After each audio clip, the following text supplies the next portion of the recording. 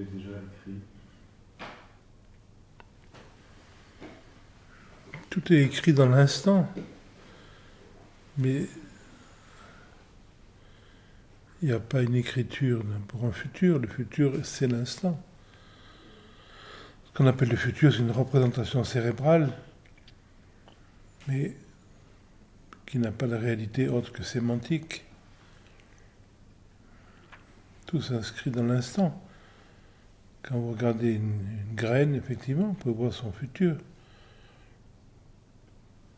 Mais c'est la graine, c'est le présent de la graine qui inclut le futur. C'est pas le futur que vous voyez. C'est un peu comme quand vous rencontrez quelqu'un, vous voyez plus ou moins son passé. S'il a une vie facile, difficile, c'est pas le passé que vous voyez, c'est le présent. Le présent inclut le passé. Et quand vous regardez bien quelqu'un, vous voyez également plus ou moins son futur. C'est pas le futur que vous voyez, c'est le présent, mais quand vous lisez le présent correctement, le futur est inscrit dans le présent, comme le passé est inscrit dans le présent. Mais il n'y a que le présent.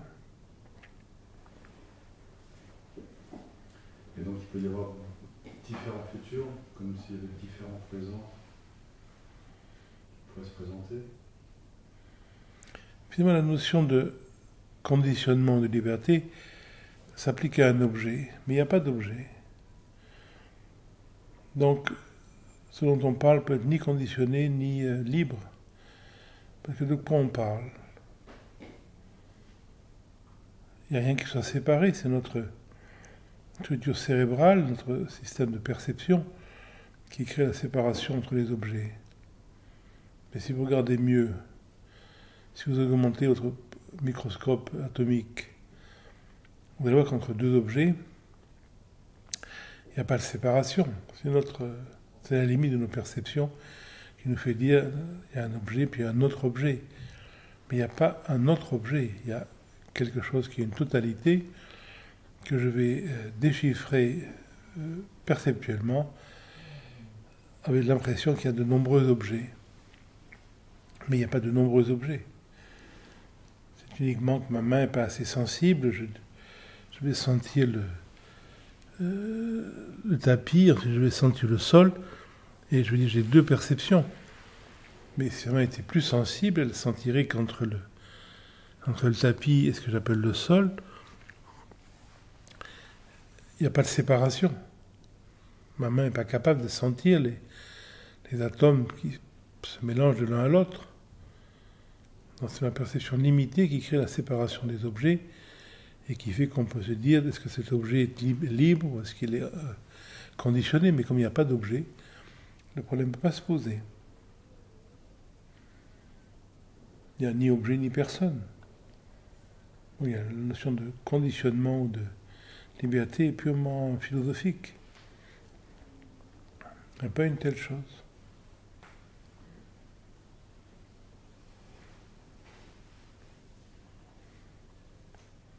Sur un autre plan, si on prend bien sûr le point de vue de l'approche kashmirienne, au niveau philosophique, on dit tout est libre, ce qu'on appelle Svatantriya. Svatantriya, c'est la liberté absolue, mais la liberté absolue s'exprime des fois sous la forme de conditionnement.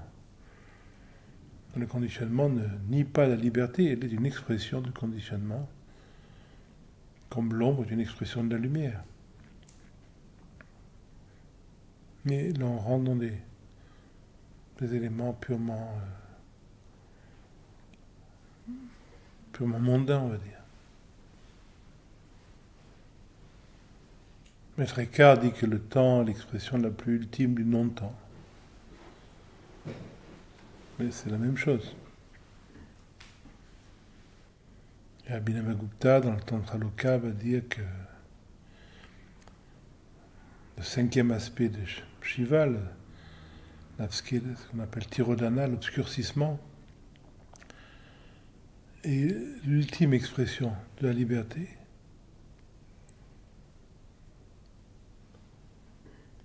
Où il n'y a pas de contradiction.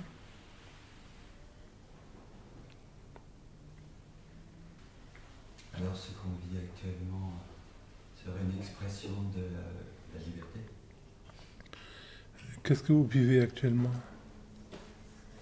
quelque chose de bien compliqué. Soyez plus précis, qu'est-ce que vous référez à quelque chose dans ce qu'on vit actuellement? Oui, une sensation d'étroitesse avec cette pensée unique qu'on impose. Rien n'est imposé, personne ne vous empêche d'être clair.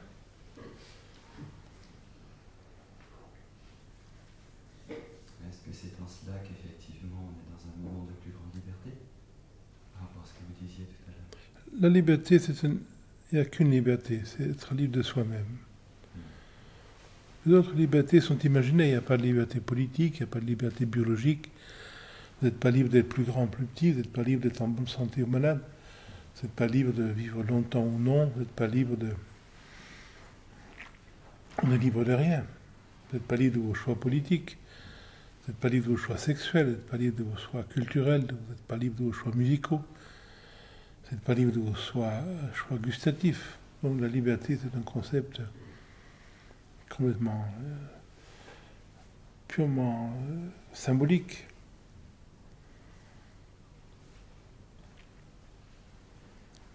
Mais vous pouvez être libre de vous-même. Et vous rendre compte combien vous êtes réactif, combien vous êtes dans l'attente, combien vous êtes dans l'intention, dans le jugement. Mais personne ne vous oblige de penser comme le gouvernement, comme la société, comme la télévision. Mais c'est normal qu'une société impose son point de vue. L'État est fait pour ça sur un certain plan.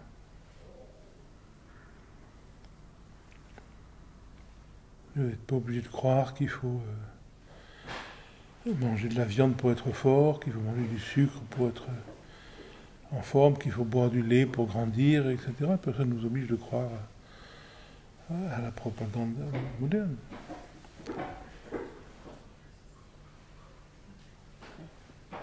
Mais pour nous, ce qu'on pense a très peu de valeur. Parce que ce qu'on fait, ce qu'on pense est totalement... est inscrit génétiquement en nous. Donc c'est pas comme si on avait une liberté. Votre sensibilité culturelle, sexuelle, alimentaire, religieuse, artistique, éthique, gustative, tout ça est inscrit en vous. Alors après, comme l'être humain est totalement égotique, il a l'impression qu'il décide de sa vie. Donc les gens décident d'être homosexuels, ils décident d'être végétariens, ils décident de faire du yoga, ils décident d'écouter la musique ouzbek. Mais en vérité, c'est tout leur système génétique qui fait qu'ils vont être sensibles à telle culture, telle sexualité, telle alimentation, telle vision politique du monde. Il n'y a pas de choix. Donc on se rend compte qu'on ne pense pas, mais qu'on est pensé. On ne s'occupe plus de ce qu'on pense. Ce que je pense n'a aucun intérêt pour moi. Je pense plus ou moins comme mes parents, comme ma société, comme mon monde ambiant, ce que j'ai lu, ce que j'ai vu à la télévision, ce que j'ai trouvé juste, faux. Ma sexualité, mes opinions spirituelles, tout ça est inévitable. Je ne vais pas m'en occuper, je ne vais pas me justifier. Je ne trouve pas que mes opinions sont meilleures que les autres, mais j'en ai pas d'autres. Je ne trouve pas que mes goûts musicaux sont meilleurs que les vôtres, mais j'en ai pas d'autres. Mais ce n'est pas un choix. On ne s'occupe plus de ce qu'on aime, ce qu'on n'aime pas. La vie est ailleurs. Donc on garde son conditionnement, mais quand on n'est pas pris par son conditionnement, le conditionnement est léger. Ma manière de voter et la vôtre est seulement différente, et alors, quel est le problème? Je ne suis pas lié à ma manière de voter. Si j'étais né où vous êtes né, je voterais comme vous. Mais je suis né ailleurs, je vote différemment. Dans ma sensibilité éthique, esthétique, est totalement déterminée par toute ma vie. Il n'y a aucune liberté là-dedans. Donc je ne cherche pas à être libre de ça, parce que ce serait pour m'adopter une autre imaginaire. Et la vie est légère, ce qui me permet de vivre dans quelque société que ce soit de manière relativement fonctionnelle. Je n'ai pas besoin de vivre dans une société idéale, je n'ai pas besoin de vivre dans une société qui respecte ceci ou cela. C'est moi qui respecte la société. Donc on ne demande rien, la vie est facile. Il n'y a rien à demander à personne, ni à soi-même, ni à la société, ni à son voisin.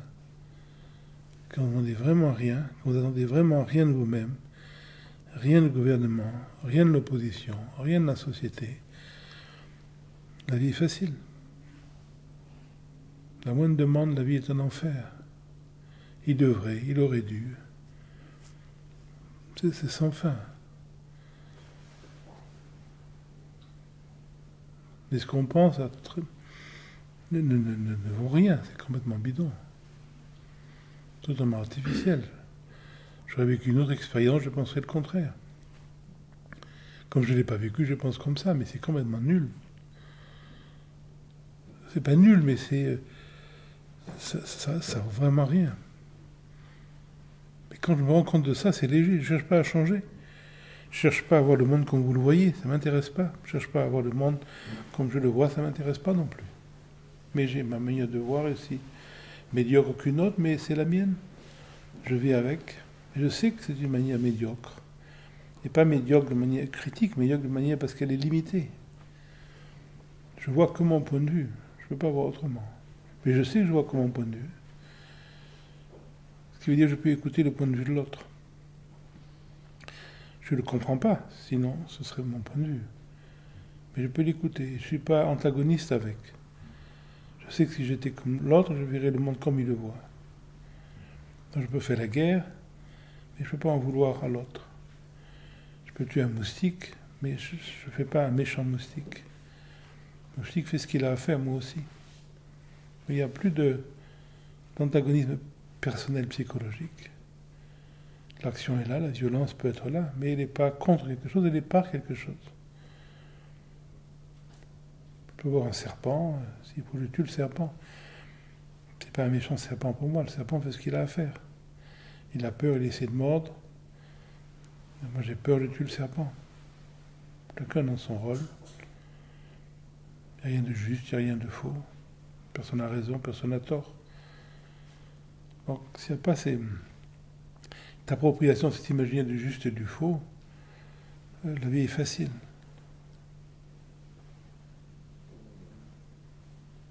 Donc la pensée, pour moi, unique ou pas unique, la pensée est mécanique, il n'y a pas de pensée créative. Ce qui est créatif, c'est ce qui est au-delà de la pensée. La pensée est conditionnée. Si votre vie a été un enfer, si vous avez été torturé, si vous êtes un migrant, vous pensez différemment que si vous êtes un bourgeois qui est né dans le luxe. C'est tout à fait normal. Qui sait quelle est la bonne pensée? Qui a raison? Ça n'a pas de sens. Le bourgeois ne peut pas penser autrement que ceux qui pensent. Ceux qui sortent de prison ne peuvent pas penser autrement que ceux qui pensent. Tout le monde a raison. Mais il n'y a rien là-dedans. C'est uniquement une réaction émotive.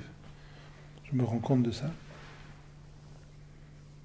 Donc je ne me cherche plus dans la pensée, la vie est facile.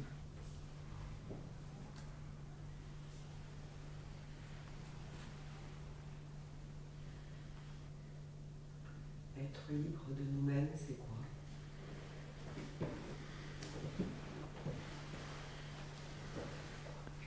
C'est une expression poétique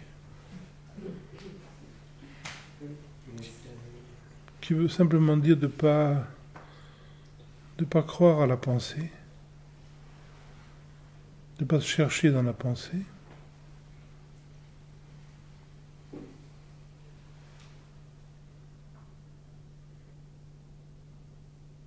Celui qui est dans la pensée est pris constamment par le jugement, par le raisonnement, la conclusion. C'est-à-dire rester en deçà de la conclusion, pour le dire autrement. Il y a perception, mais il n'y a pas de conclusion de la perception.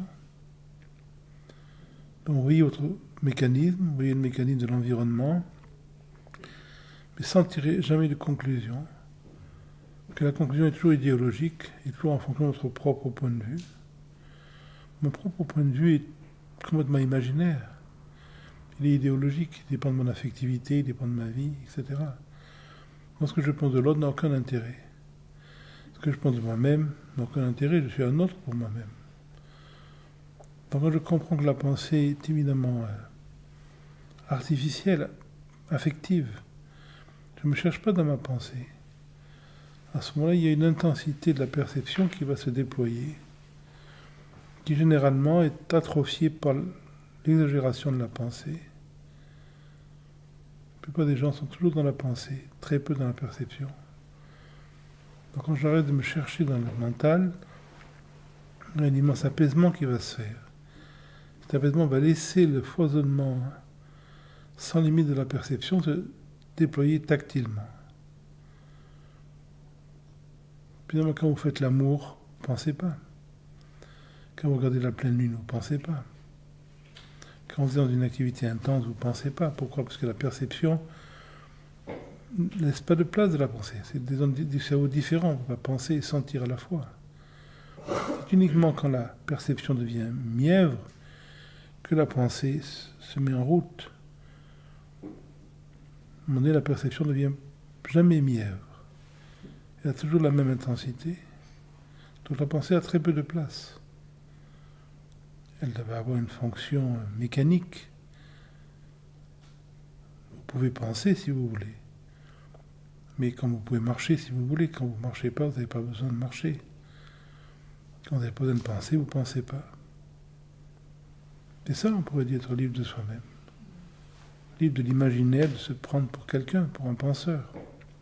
Vous comprenez profondément qu'il n'y a pas de penseur, il y a pensée. Le penseur, c'est une pensée comme une autre.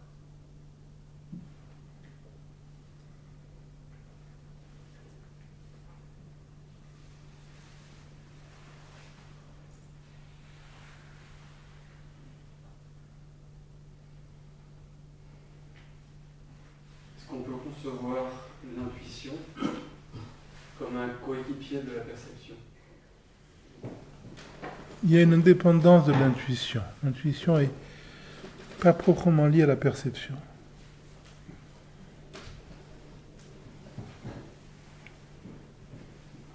L'intuition, c'est ce pressentiment d'être non né. Et ça, c'est pas une perception. Alors ensuite, quand ce pressentiment est vraiment intense,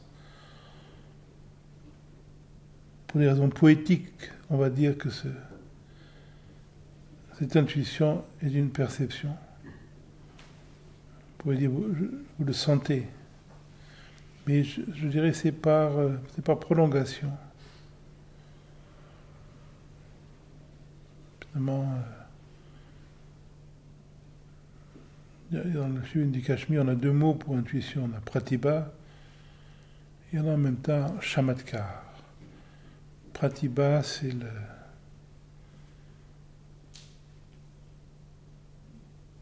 pressentir que ce que je suis n'est pas objectif de quelconque manière que ce soit, donc ne peut pas être une perception. Et chamatkar est, on peut dire, la révélation que ce que je suis n'est pas une perception, mais il y a le côté, un côté dans chamatkar d'intensité qu'il n'y a pas dans pratibha, qui est plus passif. Mais on parle de la même chose. C'est vraiment quand la pensée s'arrête. La pensée suit son cours et on est la pensée ne peut plus penser parce que la pensée ne peut penser qu'en relation sujet-objet et ce que je pressens d'être n'est pas de cette nature.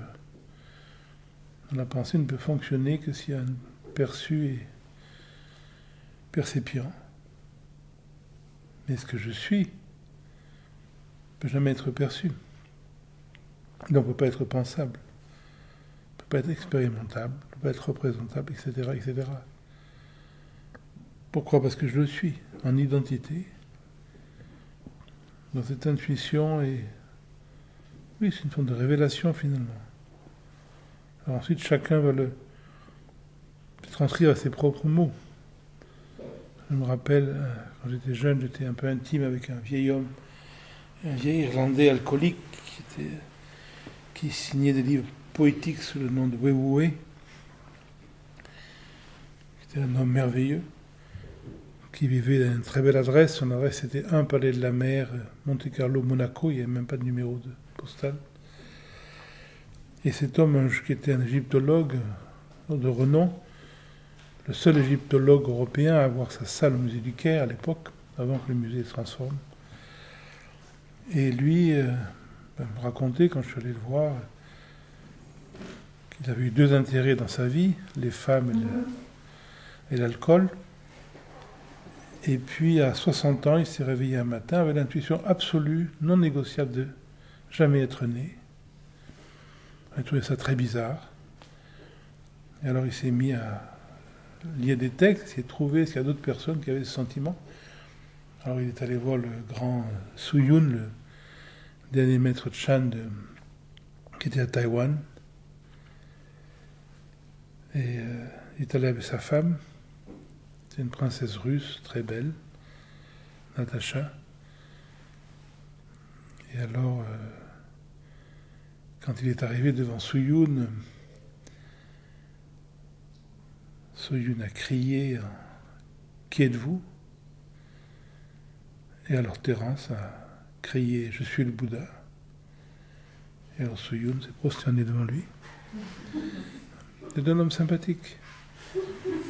Et cet homme m'a vraiment raconté ces moments où, en se réveillant le matin, il avait cette intuition absolue, non négociable, de jamais être né.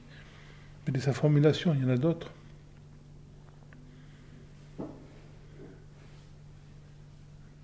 Vous évoquiez tout à l'heure le fait d'équilibre et de ne plus avoir de jugement, de ne plus avoir d'attente, par exemple. Si on prend les attentes, le simple fait de ne plus vouloir avoir d'attente, c'est pas quelque chose qui peut se décider en tant que tel. Mais il n'y a rien à décider. C'est quelque chose que vous constatez, vous êtes dans une attente. Alors il y a plus un mécanisme en vous, c'est pas. Mais la vie n'est pas quelque chose qu'on décide, vous êtes là pour constater votre fonctionnement. Donc effectivement, quand vous êtes dans une espèce de vie conceptuelle, il y a généralement une attente régulière du futur, et à un moment donné, vous vous rendez compte que vous n'attendez plus rien. Voilà, c'est une constatation.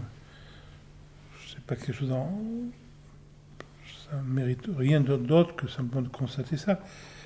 Et c'est une constatation que vous ne faites même pas, que c'est uniquement pour des raisons sémantiques qu'on va le formuler. Mais vous ne dites pas j'attends rien, vous n'attendez rien. Vous pouvez attendre le bus, mais vous n'attendez rien d'objectif. C'est-à-dire que dans une action, vous ne posez jamais la question est-ce que c'est juste, est-ce que c'est faux, est-ce que c'est bien, est-ce que c'est pas bien. Faites ce que vous avez à faire, ça s'arrête là.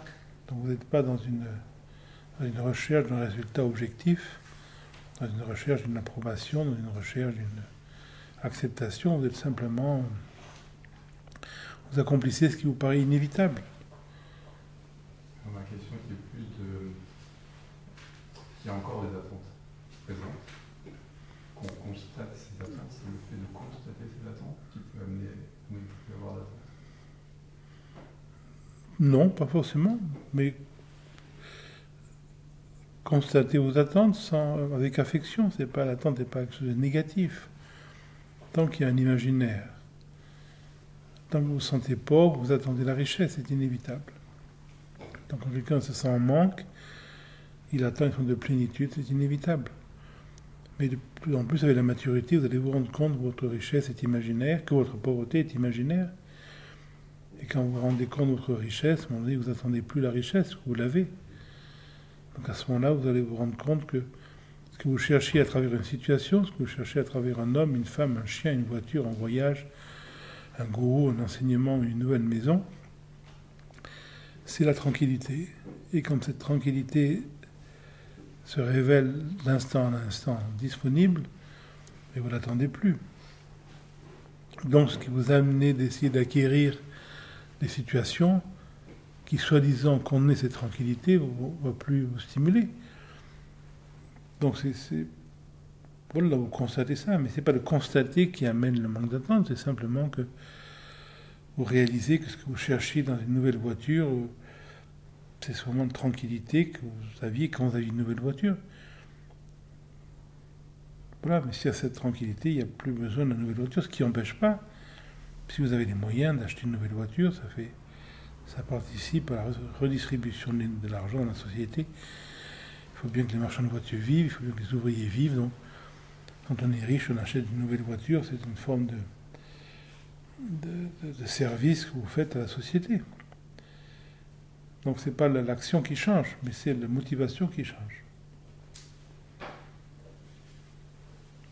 Ça ne vous empêche pas de changer de femme, de changer de partenaire, de changer de chien, de changer de quoi que ce soit, mais il n'y a plus vous ne le faites plus avec l'espoir que, voilà, la prochaine fois ça va marcher. Parce que la prochaine fois c'est toujours la même. C'est une répétition sans cesse. Ce qui a amené le cataclysme va amener un autre cataclysme. Pas la peine de changer. Par contre, la vie est changement. Donc sans qu'il y ait nécessité de changer, mais des fois vous changez de ceci ou cela, ça change tout seul. Vous pouvez changer de pays, mais vous ne dites pas si je vais m'installer là-bas, ce sera mieux. La vie fait que vous changez de passeport, vous changez de pays, vous changez de partenaire, vous changez de voiture, ça n'a aucune importance, le changement. Ce qu'on fait, avec qui on vit, ça n'a aucune importance. Ce qui est important, c'est cette liberté vis-à-vis de soi-même. Vous ne la cherchez plus dans un changement objectif. Mais tant qu'il y a une attente, ça veut dire que oui, vous avez encore un espoir qu'un changement, peut-être ça va marcher cette fois. Donc il faut arriver à cette conclusion, à cette évidence absolue que non, ça ne va pas marcher la prochaine fois. C'est pas facile, parce que tout notre système fonctionne comme ça. Jean-Claude donnait l'exemple du meuble chinois ou coréen de médecine qui a des centaines de tiroirs. Il disait, voilà, vous avez laissé la clé dans un des tiroirs, vous ouvrez les 100 tiroirs pour vérifier si la clé est dedans. Puis elle n'est pas là-dedans. Vous fermez le meuble, vous sortez, et vous dites, mais finalement, j'ai mal cherché. Vous retournez chercher. Voilà, on fait comme ça. Donc vous savez très bien que ce n'est pas une femme, que ce n'est pas un chien, ce n'est pas un petit ami, ce n'est pas une voiture. Mais peut-être que cette fois, ça va marcher. Donc il faut arriver à cette conclusion expérimentale que de la prochaine fois, ce sera exactement pareil. Parce qu'on a toutes les énergies qui sont utilisées pour faire arriver, reviennent disponibles à s'ouvrir à ce pressentiment de votre propre richesse. Que tant que je vois la richesse là-bas, je nie ma propre richesse. Tant que ça me rend heureux, ici il n'y a rien. Non, c'est ici qui m'intéresse. C'est un passage, ce qu'on appelle la traversée du désert finalement. Et à un moment donné, il n'y a rien qui vous ferait bouger. C'est un passage, après, tout à sa place. Mais pas pour vous enrichir, mais pour célébrer votre richesse. À ce moment-là, l'attente, et puis une attente vers quelque chose, c'est une attente, ce que Jean-Claude formulé comme une attente sans attente, qui est une intensité présente, dans laquelle tout a sa place. Tous les changements les plus extravagants à leur place, si c'est nécessaire. Mais ce n'est pas une attente, il n'y a pas l'espoir, il n'y a pas la rêverie, il n'y a pas l'imaginaire. Donc il n'y a pas le désespoir. Il n'y a pas de réussite possible, mais il n'y a plus d'échec possible. Donc je sens peut-être ça va marcher, alors je mets ma main dans le désespoir. Tant qu'il y a espoir, il y a désespoir.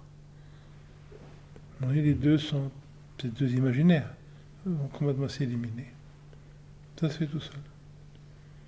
Mais je ne peux pas avoir l'un sans l'autre.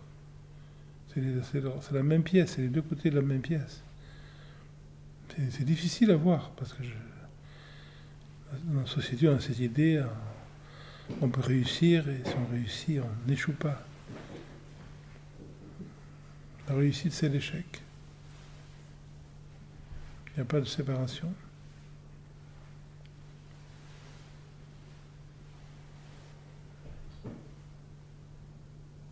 Et pour poursuivre, tant que cette liberté d'être n'est pas atteinte, le choix, entre guillemets, de vouloir trouver cette liberté d'être n'est finalement pas un choix. Bien sûr que non, la majorité des gens n'ont pas cette dynamique. Il y a une personne sur 1 million qui a ce pressentiment, qui se disent qu'il n'y a pas une autre possibilité que d'être heureux quand on m'aime, être malheureux quand on m'aime plus, être heureux quand j'ai une nouvelle voiture, être malheureux quand je ne peux pas en avoir une.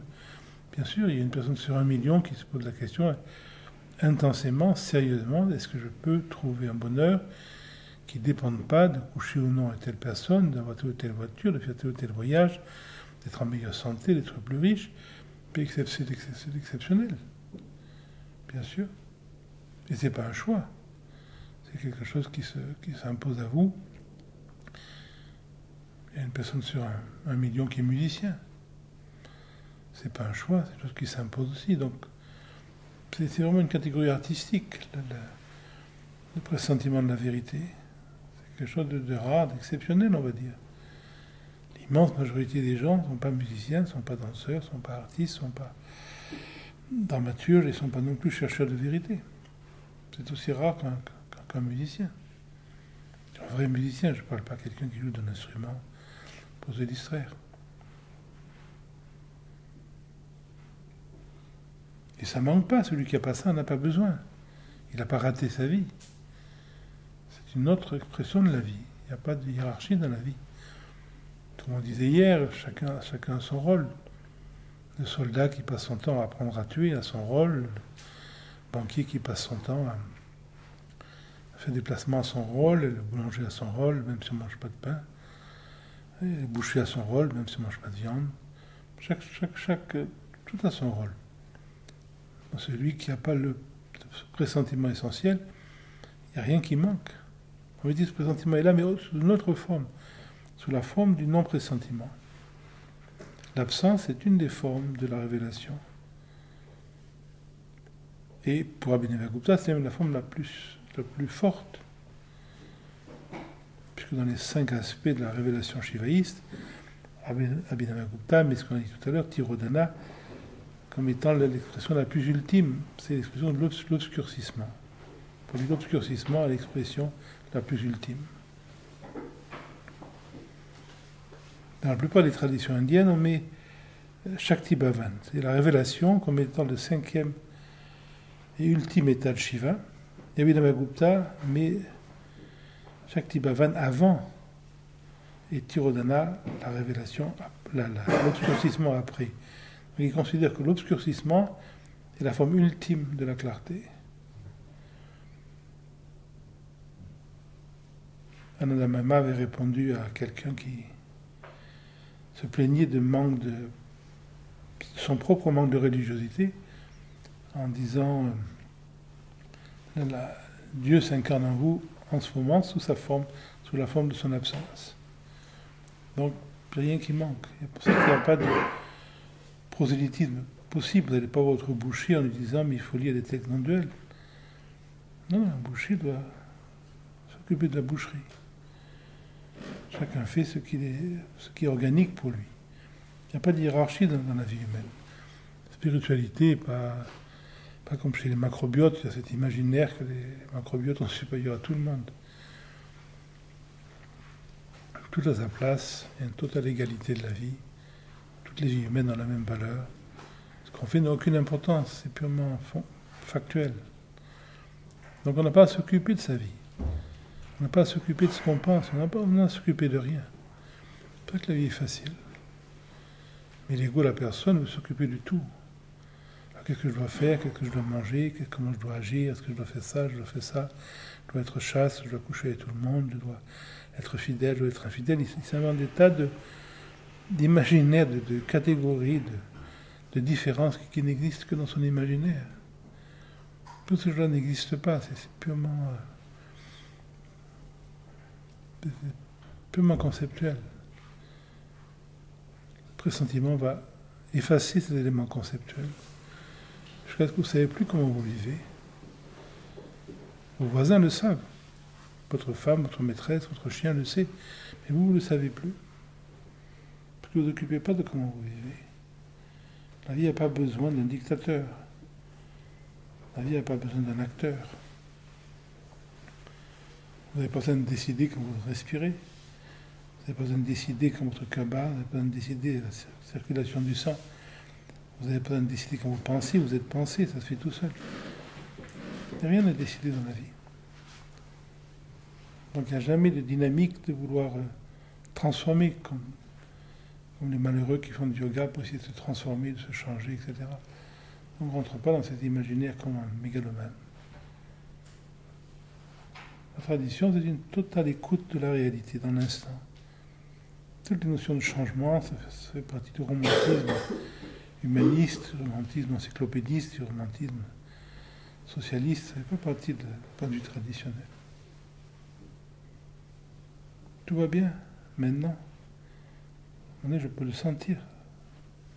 Pas besoin de transformer quoi que ce soit.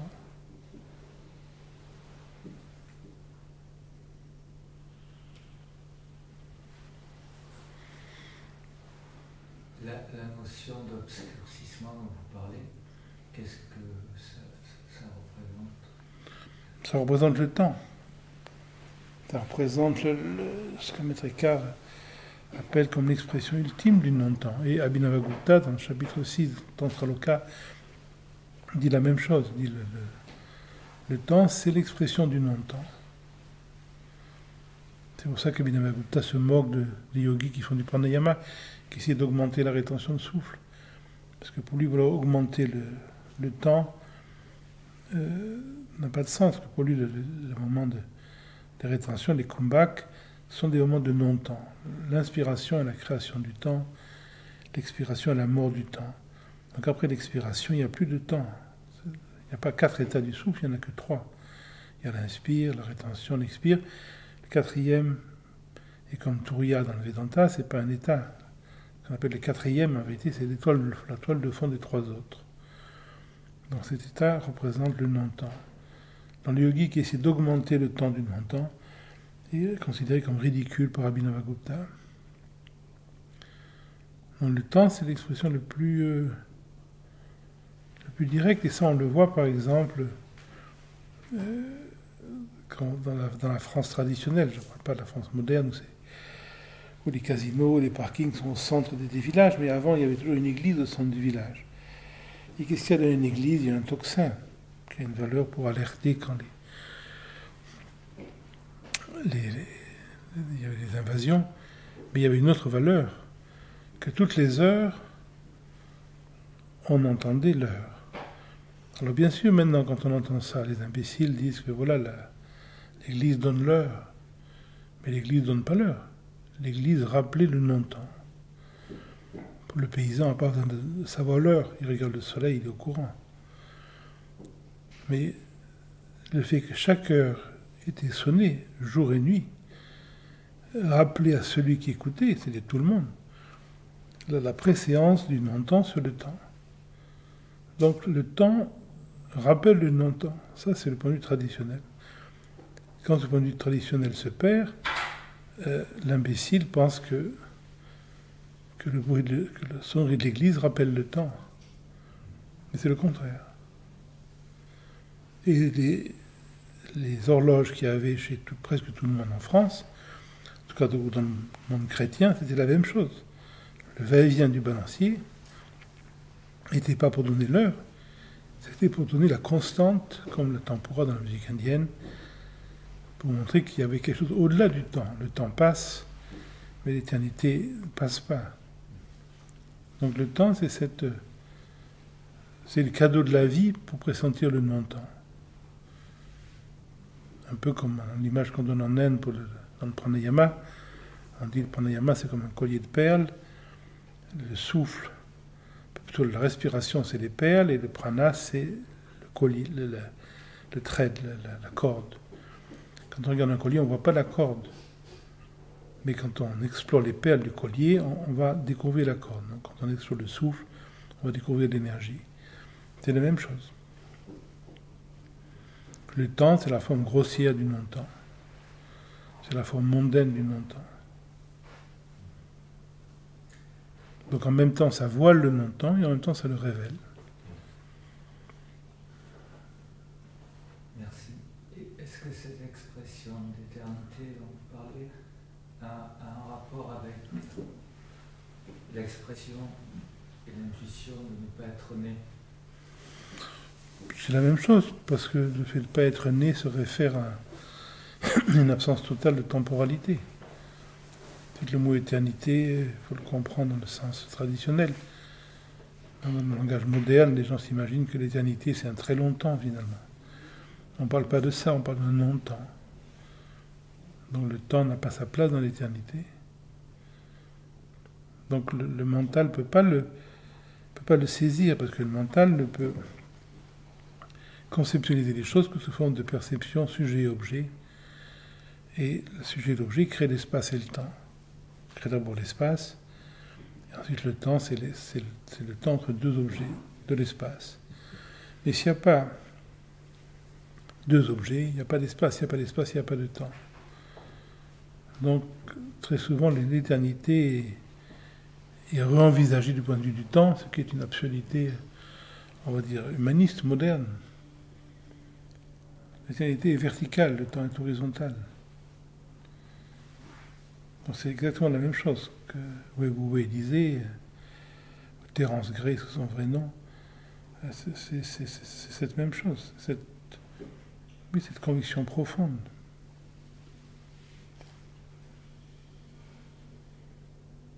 Ensuite, chacun peut avoir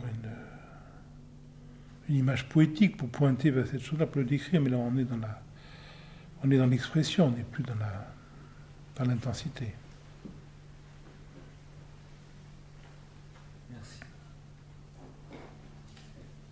Concernant les états d'âme qui n'ont pas une cause attribuée, qu'on ne peut pas attribuer à une cause, est-ce que ça vient de la mémoire, ça? Une tristesse, une colère qui vient, mais il n'y a pas une cause apparente. Finalement, psychiquement, on répète toujours des mémoires très anciennes, vraisemblablement très très tôt dans la vie, peut-être à quelques mois ou quelques années, je ne suis pas compétent sur le sujet, on a créé un système de survie. Et ce système de survie, on va le transposer constamment après dans notre vie affective. Et ensuite, vous voyez un chat noir, vous avez une colère terrible, vous n'avez rien contre les chats noirs. C'est pas le chat noir qui vous met en colère, le chat noir vous rappelle une émotion très ancienne. Et presque toutes les émotions, vraisemblablement, viennent de l'émotion alimentaire. Quand un enfant naît, il a une respiration qui se fait naturellement. Par contre, on ne lui donne pas à manger, il est mort. Et donc, quand l'enfant a besoin qu'on lui donne le sein ou qu'on lui donne un biberon, il est dans l'état de mort potentielle. Donc, l'extrême sécurité que lui donne la nourriture et l'extrême insécurité que lui donne l'absence de nourriture est basée sur la survie biologique. C'est celui qui est inscrit dans les animaux. C'est un peu comme quand on donne un os à un chien. Le chien va l'enterrer, il ne le mange pas. Pourquoi ?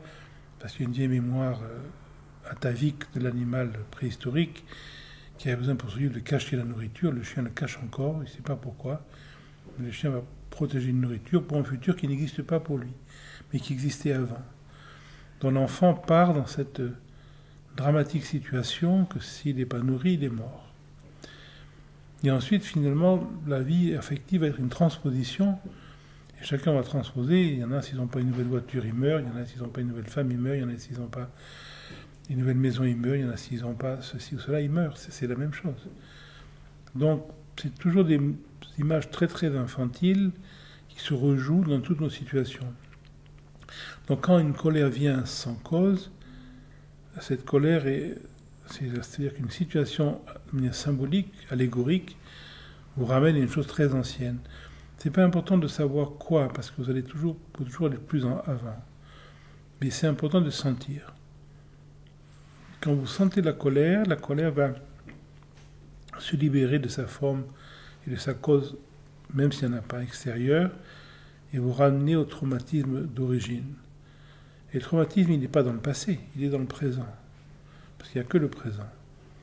Donc quand vous sentez dans le ventre, dans la gorge, dans la poitrine, dans le bas-ventre, dans la mâchoire, une colère, et vous laissez cette colère totalement vivre tactilement, la colère va se déployer, et une colère qui se déploie, à un moment donné va perdre son expérience de contraction, son expérience de séparation, et va se réintégrer dans le courant naturel de l'énergie. Ça, c'est la manière directe. dans notre approche, on n'a jamais essayé de savoir le pourquoi, le comment. Par contre, dans le processus de laisser vivre expérimentalement le nœud de la colère, la sensation de la colère, qui va d'abord, c'est un point précis, puis quand vous le laissez vivre, vous allez voir, il n'y a pas de point dans le corps que mouvement, ça va s'ouvrir, etc., et se dilater. Des fois, il se peut qu'il y ait certaines visions du passé, que vous appelez passé, qui se présentent, et vous allez voir, non pas ce qui a causé la colère, mais vous allez voir des moments de votre vie, comment vous avez formaté cette colère. Quand vous avez la colère avec votre mère, quand vous avez la colère avec votre mari, quand vous avez la colère avec votre chien, quand vous avez la colère contre le gouvernement, vous allez voir que ces colères étaient en vérité une réactualisation d'une colère beaucoup plus ancienne de survie. Et des fois, de ne pas être nourri pendant 2 minutes, créer une colère terrible chez un nourrisson. Et elle est justifiée, c'est sa manière de survivre. Donc, vous pouvez devenir fou pour des choses complètement qui semblent anecdotiques, mais en vérité, vous revivez des choses très très anciennes. Et donc, c'est le ressenti tactile qui va permettre que certaines images s'éliminent. Jamais le raisonnement, jamais le... Parce qu'on peut toujours aller plus loin. Et même l'enfant qui va se retrouver la première fois que vous avez tété, mais vous pouvez encore aller plus loin, parce que dans le ventre de votre mère, déjà, il y avait des moments où l'enfant était en crise, était déjà en manque, sans le savoir, bien sûr. Et on peut toujours aller, le temps est sans fin. On peut toujours aller avant. Donc c'est une perte d'énergie. Par contre, ressentir intensément, tactilement, corporellement, l'émotion, va lui permettre de s'actualiser, de montrer toutes les ramifications qu'il y a dans tous les schémas corporels, tous les schémas cérébraux. Et vous pouvez même des fois voir, quand une émotion se libère tactilement, comment elle aurait pu se présenter demain. Non seulement le futur se gomme, mais le passé se gomme également. Vous voyez vraiment que ce style de colère, peut-être dans 10 ans, ça vous aurait pu vous amener à telle ou telle chose si vous ne l'aviez pas vu. Ça paraît bizarre parce que le futur n'existe pas en soi, mais en vérité, il est déjà inscrit dans le présent. Et donc, vous gommez non seulement le passé, mais vous gommez aussi le futur. Bien sûr, si on dit ça à un métaphysicien, il va trouver ça stupide, il a raison. Mais du point de vue expérimental, c'est comme ça.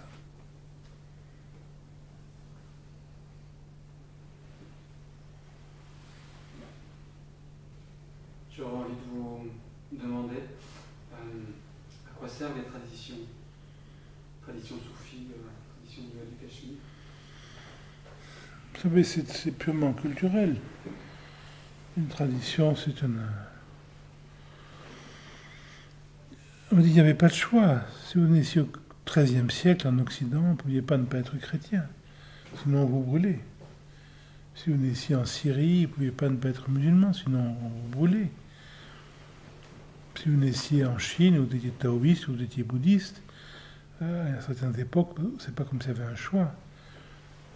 Mais personne ne vous dit qu'Ibn Arabi serait musulman s'il était né à Paris, ou si Maître Eckhart serait chrétien s'il était né en Chine.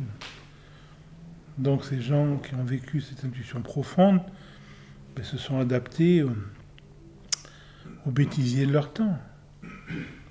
Maître Eckhart a joué le jeu chrétien parce que c'était le plus fonctionnel. Mais il n'était pas dupe. Quand dans Beatus Pauperes, Maître Eckhart dit « Je prie Dieu de me délivrer de Dieu », ça veut dire, voilà, il n'est pas dupe, mais il n'a pas le choix. Ibn Arabi, c'est la même chose. Ibn Arabi ne pouvait pas ne pas être musulman quand il était à Damas, quand il était à Séville, etc. Ce n'était pas possible. Donc il a endossé les habits de l'islam, mais il n'est pas musulman, il est ce qu'il est, il est libre. Ça j'entends bien, mais en fait ce que je voulais dire c'est on ne peut pas se servir d'une tradition dans un but avec une finalité spécifique. Mais bien sûr, la tradition n'est pas faite pour s'en servir, c'est un mode culturel adapté à une période précise, c'est pour ça que les traditions changent. Il y a eu le Veda en Inde, puis il y a eu le tantrisme, 1000 ans après. Voilà, on n'a pas... Il n'y a pas à suivre une tradition, c'est un de romantisme. Ça ne vous empêche pas de lire Maître Eckhart, de lire Abdelkader ou de lire les textes tantriques ou védantiques. Mais moi, je ne vois pas le sens de nos jours, sauf pour celui qui est pris par le cœur, par une référence. Pourquoi pas, si vous chantez, si vous voulez faire de la musique, si vous voulez étudier les Katwali, il vaut mieux être né dans une famille de musiciens, parce que la musique, ça s'apprend à 1 an, 2 ans, 3 ans, 4 ans, à 5 ans, on est sur scène au Pakistan. Voilà, donc il y a des traditions culturelles. Pour apprendre la plupart des arts, il faut commencer très jeune, mais c'est vraiment culturel. Mais pour ce qui est de présenter ce que vous êtes profondément, là, il n'y a pas d'âge, vous pouvez l'approuver. Donc il n'y a rien à apprendre. Les traditions sont mortes. Mais si vous avez une résonance culturelle avec certaines régions du monde, vous pouvez très bien avoir une forme de joie, d'étudier la roman, d'aller dans les cathédrales et de lire Maître Eckhart ou Madame Guyon, etc., ou d'aller en Inde, dans certains temples, de lire les tantras, etc., ou d'aller à Damas ou à Istanbul et d'étudier les textes soufis, etc. Si ça c'est par raison, si tout ce qui est fait par le cœur est juste, tout ce qui est fait par intérêt est faux. Donc, si vous avez une résonance avec une tradition, c'est par le cœur. Donc, cette tradition affecte votre manière de vivre. Pourquoi pas ? C'est plutôt bon signe. Mais c'est pas mieux qu'autre chose. Donc, elle est là pour répondre à une résonance particulière chez une personne qui la ressent. Elle est là pour rien. Elle avait une place. Il ne faut pas mélanger. Il y a deux choses dans une tradition. Il y a le traditionnalisme, qui est l'immense, qui est le sommet de l'iceberg. Et il y a la tradition. Le traditionnalisme est totalement culturel. Il n'est pas négociable. Et vouloir s'en emparer est un imaginaire. Le shivaïsme du Cachemire, c'est une religion, comme une autre. Elle n'est pas plus maligne qu'une autre. Le cœur du shivaïsme du Cachemire, c'est la métaphysique. Cette métaphysique est très peu entachée par la religion du shivaïsme du Cachemire. Donc, vous pouvez, un peu comme quand vous lisez Beatus Pauperes, le sermon des pauvres Descartes, vous pouvez lire sans être chrétien. Par contre, quand vous lisez les sermons latins des Descartes, si vous n'êtes pas chrétien, vous n'allez pas comprendre grand-chose. Parce qu'il parle pour les chrétiens, il va parler des différents sacrements, des différentes fêtes de l'Église, et c'est fait pour les chrétiens. Donc seul un chrétien va en déceler la richesse infinie, mais par contre dans les sermons allemands, des non-chrétiens peuvent vraiment être touchés par la justesse de Maître Eckhart. C'est vrai pour certains textes hindous. La majorité de l'œuvre de Shankara est une œuvre religieuse, les interdits, etc. C'est une œuvre dévotionnelle. Shankara a fait des hymnes à Ganapati, il a fait des hymnes à Vishnu, il a écrit des hymnes à Lakshmi. Ils ne sont pas du tout non-duels. Penser que Shankara est un maître non-duel, c'est pour les imbéciles occidentaux qui ne sont jamais allés en Inde. Il n'y a rien de plus duel que Shankara. Mais il y a aussi chez Shankara la non-dualité absolue, mais dans certains petits morceaux. Dans le Brahma Sutra, dans un commentaire à la Gita. Mais ça fait rire l'Inde quand on dit que le Vedanta est non-duel. C'est nul, on ne reconnaît pas le Vedanta. Mais dans le Vedanta non-duel, il y a le cœur qui est non-duel, mais qui s'exprime toujours de manière duelle, parce que c'est exprimé dans la culture de l'époque. Donc dans chaque tradition, vous avez un centre, vous avez une périphérie. La périphérie est purement culturelle. Pourquoi pas, si vous aimez le bouddhisme tibétain, vous pouvez décorer votre maison avec des tankas, c'est pas grave. Mais c'est pas de ça dont parle le bouddhisme tibétain. C'est du pressentiment de ne pas être né. Donc, quand vous comprenez ce qui est traditionnel et ce qui est traditionnalisme, il n'y a plus de nécessité de s'approprier l'extérieur d'une tradition. Et généralement, ceux qui s'approprient l'extérieur ne comprennent pas le sens métaphysique, sinon ils n'auraient pas besoin de la fantasmagorie extérieure. Du coup, est-ce que la tradition, pour le dire de manière pratique, permet à celui qui en ressent la résonance de faire mûrir la révélation C'est l'inverse. C'est celui qui sent la résonance, c'est celui qui sent la révélation qui va faire mûrir la tradition. Un vrai chrétien ne se sert pas du christianisme pour devenir un meilleur chrétien. il va servir le christianisme. Et en servant le christianisme, il devient un meilleur chrétien. Donc celui qui fait un vrai bouddhiste est là pour servir le bouddhisme, il n'est pas là pour s'améliorer. En servant le bouddhisme, ça veut dire quoi? C'est-à-dire en s'occupant de ce qui n'est pas de lui-même, il va devenir un vrai bouddhiste. Donc celui qui suit une tradition est dévoué à la tradition. C'est son dévouement qui le mûrit. Mais ce n'est pas la tradition qui va le mûrir, parce qu'il n'y a rien à une tradition. Ce que vous êtes essentiellement, ce n'est pas dans une tradition. Ce n'est pas dans les Védas, ce n'est pas dans les Tantras, ce n'est pas chez Ibn Arabi, ce n'est pas chez Maître Eckhart, c'est chez vous. Donc, à un moment donné, on se rend compte de l'étrangeté qu'il y a à chercher dans tous ces textes, ce qui est le plus proche de nous.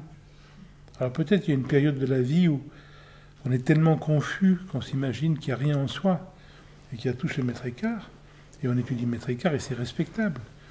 Mais étudier Maître Eckhart, c'est comme chercher une nouvelle femme ou chercher une nouvelle voiture. C'est penser que là, je vais trouver ce que je cherche. C'est extraordinairement risible. Je peux devenir un spécialiste de Maître Eckhart et être un homme misérable. Donc, jusqu'à ce que je me rende compte que quand je lis Maître Eckhart, des fois, après un sermon, je suis silencieux. Ça veut dire quoi? Ça veut dire que le sermon parlait de moi, et que si j'ai suivi le rythme du sermon, si j'ai suivi vraiment l'énergie interne du sermon, mais à la fin du sermon, il n'y a plus de moi. Pourquoi? Parce que c'est un texte qui est inspiré, qui vient du cœur, qui vient du silence. Et ce qui vient du silence, c'est une espèce de puissance qui ramène au silence. Même si c'est traduit. Si c'est quelqu'un comme Maître Eckhart qui parle, ou comme Ibn Arabi, ou comme Abhinavagupta. Donc à un moment donné, je ne vais plus chercher quoi que ce soit chez Maître Eckhart. Et je vais m'arrêter de lire Maître Eckhart, parce que ce serait une forme de vulgarité. Mais par contre, il y a un passage où Maître Eckhart peut m'aider effectivement à se rendre compte qu'il n'y a rien à chercher. Donc la lecture des textes, c'est une chose où la fréquentation d'une tradition a uniquement une valeur expérimentale, effective, que momentanément. Mais celui qui s'y attache, qui passe toute sa vie sur une tradition, généralement c'est qu'il est resté à l'extérieur. Sauf si vous êtes né bien sûr en Inde, en terre islamique ou en terre chrétienne, et que en Inde on ne choisit pas sa tradition, c'est le Gotra, c'est la lignée familiale. Abhinavagupta avait un grand-père qui était un grand sage, Atrigupta, son père était un dévot shivaïste, sa mère était une yogini, etc. Le malheureux, il n'a pas eu le choix, il n'allait pas... voilà. Mais sauf dans ces cas-là, maintenant, si vous naissez à Paris, vous n'avez pas besoin de vous déguiser avec vous n'avez pas besoin d'avoir un trident shivaïste chez vous, vous n'avez pas besoin d'avoir un lingam, vous n'avez pas besoin d'avoir une croix au mur non plus. Mais ça n'empêche pas de lire Maître Eckhart ou de lire les textes. Ensuite, si par le cœur vous avez une résonance esthétique, avec telle ou telle résonance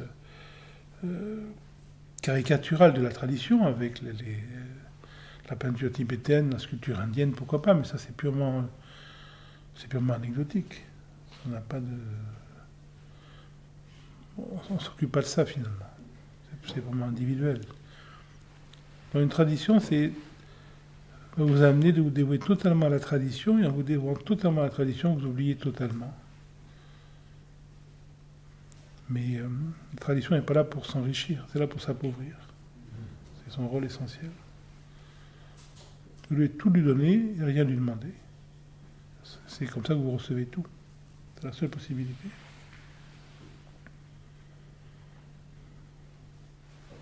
C'est quoi réussir sa vie? C'est une bonne question.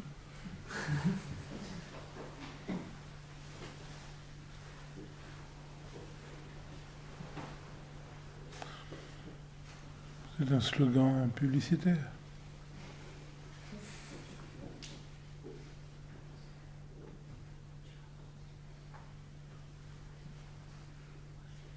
C'est une conceptualisation romantique, c'est comme un gouvernement honnête, ou comme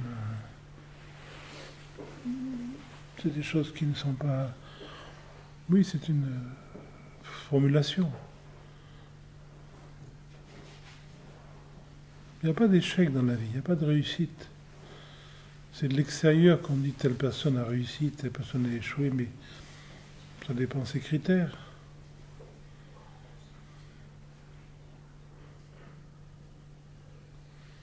Pour beaucoup d'Européens, si on regarde la vie de Ramana Maharshi, on dit mais il a fini, il était bossu, il était obèse, il avait un pagne, il était tout nu. C'est une vie misérable par rapport à celui qui a réussi sa vie, qui a un château, qui a une voiture, qui a une femme, qui a des enfants, etc. Voilà. Pour d'autres personnes, celui qui a tout, a rien, il a raté sa vie. Mais c'est des points de vue. Pourquoi avoir un point de vue? C'est pas comme s'il y avait le choix. Ramana Maharshi n'aurait pas pu avoir une femme, des maîtresses, des enfants et des voitures. Il n'était pas capable. Ça ne lui manquait pas.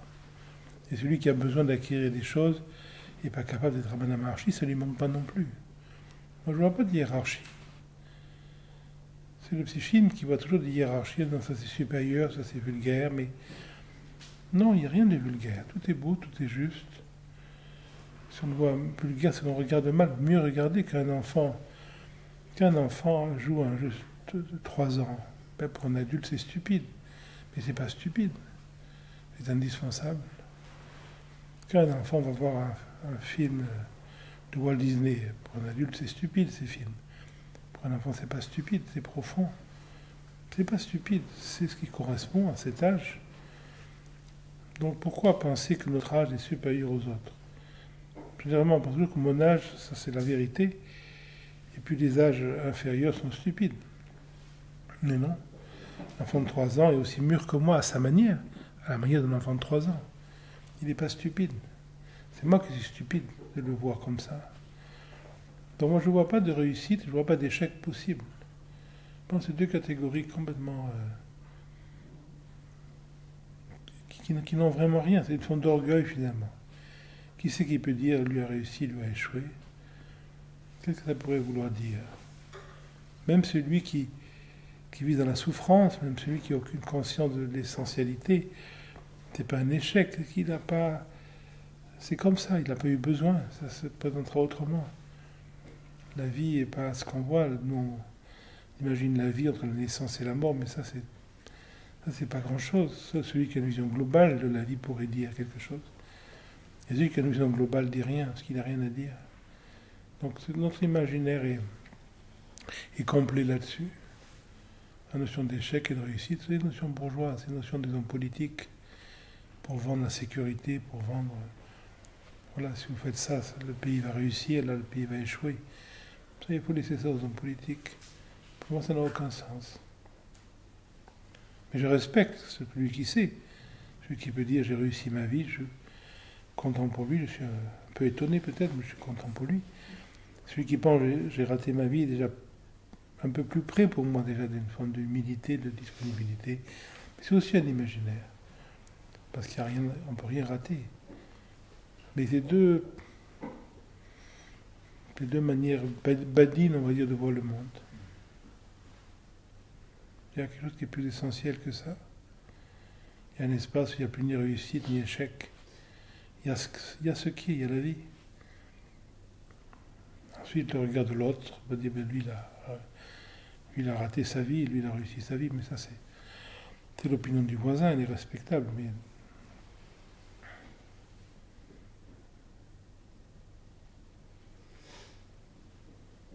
En tout cas, la spiritualité n'est pas une réussite, c'est plutôt généralement un échec dramatique.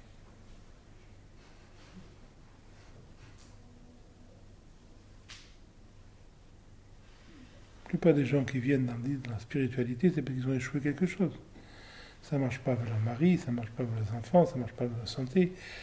Ils ont des problèmes d'argent, donc ils deviennent très spirituels. Puis dès qu'il faut une rencontre, dès que sexuellement ça va bien, et hop, la spiritualité se réduit chez eux. Puis de nouveau ça va mal, ils ont un cancer, ils redeviennent très spirituels, ils se remettent à manger, correct, etc. Pour beaucoup de gens, c'est ça. Ça n'a pas grand intérêt.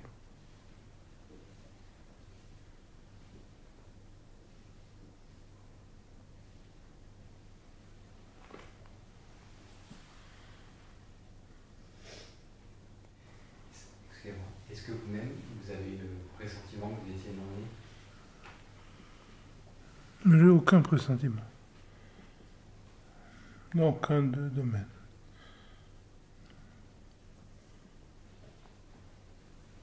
Mais à un moment donné, quand on est à un certain âge, on s'aperçoit que ce qu'on n'a pas, on n'a pas besoin. Donc il n'y a rien qui manque.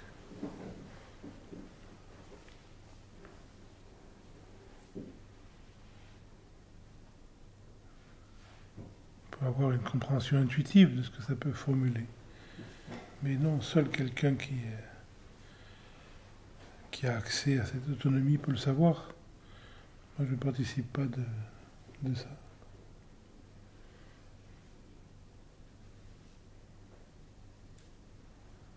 Excusez-moi de revenir sur ce concept du non-né, je ne comprends pas. Est-ce que vous pourriez donner quelques explications? On vous a dit que vous étiez né. Vous avez même une preuve, c'est un petit morceau de papier, de différentes couleurs selon votre pays. Un jour, éventuellement, vous allez mettre en question cette preuve. Parce que finalement, vous ne vous souvenez pas d'être né. Et ce papier, il y a des tas de papiers qui mentent. Donc, à un moment donné, vous pouvez avoir cette impulsion intime de vous dire quand est-ce que je suis vraiment né? Et vous allez voir, vous n'avez pas généralement de souvenir de ce moment-là.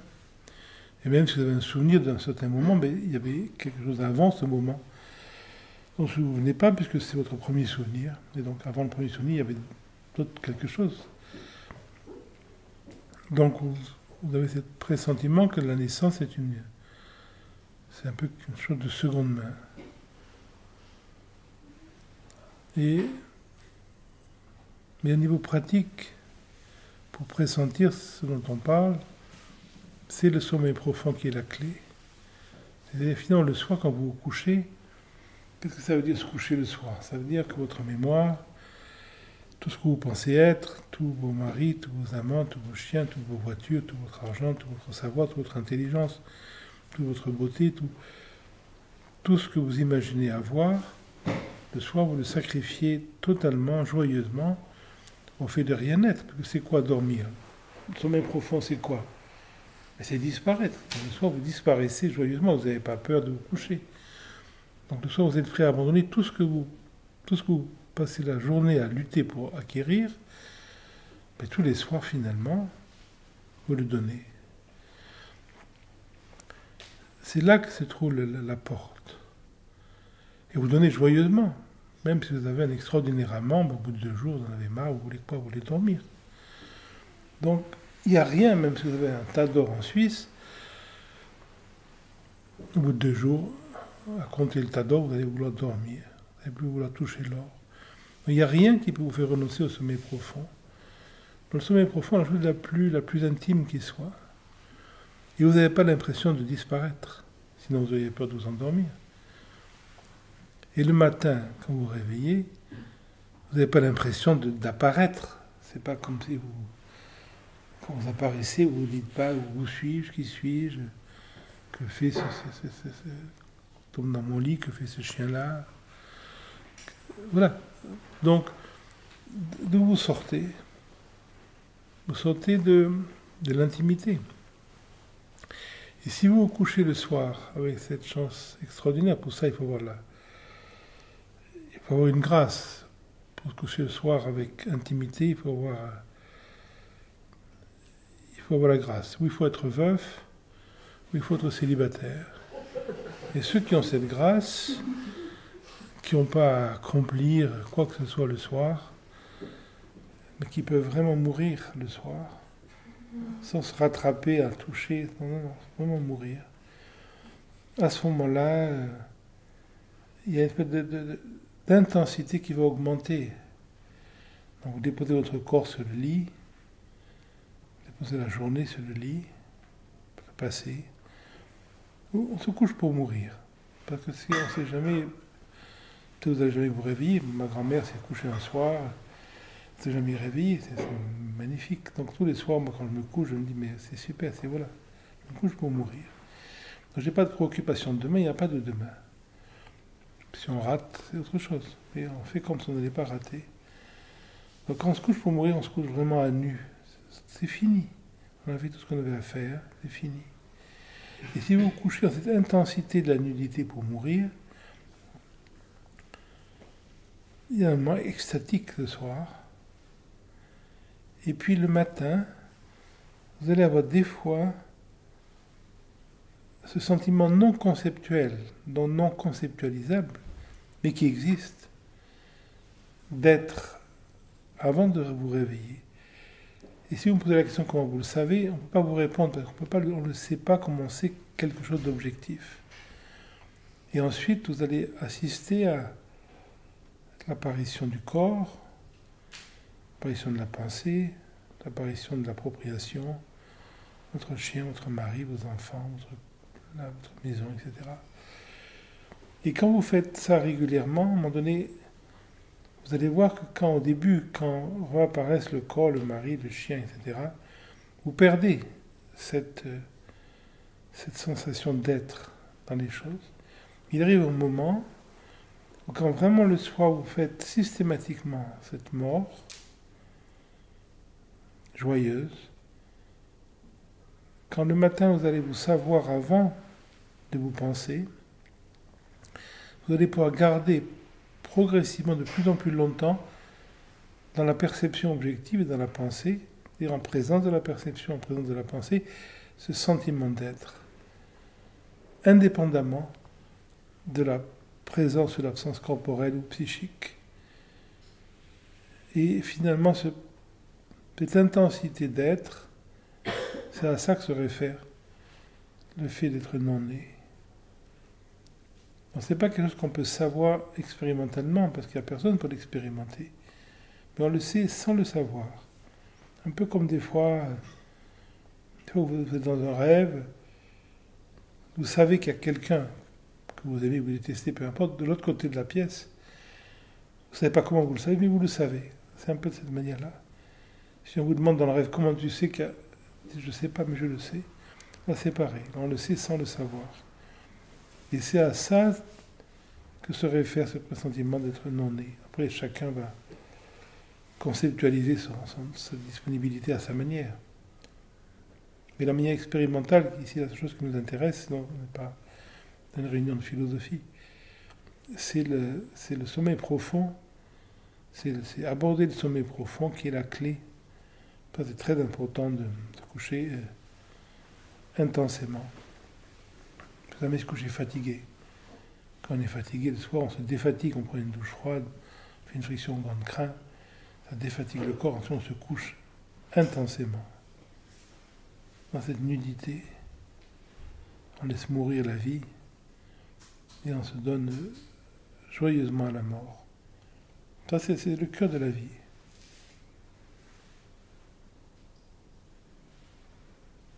C'est dans cette exploration que vous aurez la réponse directe. Vous avez dit qu'il fallait une grâce à ce moment-là. La grâce, c'est d'être célibataire, d'être veuf. De ne pas avoir quelqu'un qui a besoin de vos caresses, quelqu'un qui s'obstine à vous vautrer sur vous, qui a besoin d'être rassuré, qui a besoin d'être aimé, qui a besoin d'être compris, qui a besoin d'être écouté. Oui, c'est une grâce. Même ceux qui l'ont pas l'ont autrement. Il y avait plus de maturité, vous pouvez avoir quelqu'un qui se vautre sur vous et quand même mourir. Et ça demande une plus grande intensité yogique, on va dire. Les apprentis yogis sont plus faciles de le faire seul. Mais avec l'expérience, finalement, c'est quoi ? C'est arrêter de prétendre.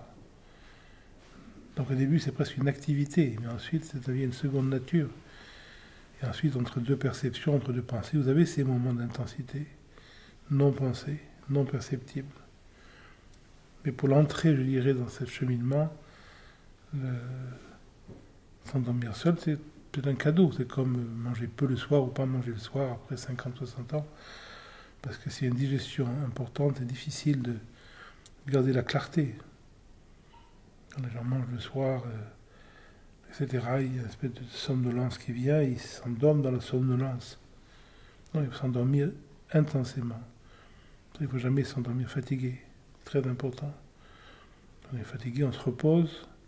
Il y a des techniques, il faut connaître la vie. Donc on connaît les techniques, on se défatigue quelques instants. Ensuite, le corps retrouve son intensité et on va dormir dans l'intensité, pas dans la fatigue. Celui qui se couche fatigué va se réveiller fatigué. Donc celui qui connaît la vie naturelle, c'est comment on défatigue le corps en quelques minutes. Et ensuite, on va mourir. C'est un moment tellement joyeux, tellement intense, il n'y a rien d'autre. Il n'y a rien de plus essentiel que ça. C'est la fin de toute pensée. C'est comme c'est vraiment l'intensité. Moi, je ne vois pas d'autres mots. C'est comme une immense gueule qui happe. Il y a de joie qui se fait dedans. C'est très joyeux. On peut avoir cette joie autrement.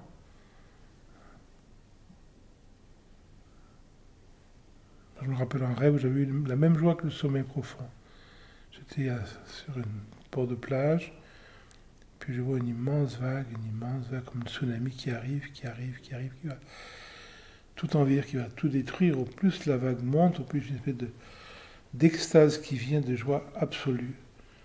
C'est la même extase le soir au sommeil profond. La joie de totalement disparaître. Dans le moindre affectivité, le moindre attachement, on va garder quoi que ce soit, c'est pas possible.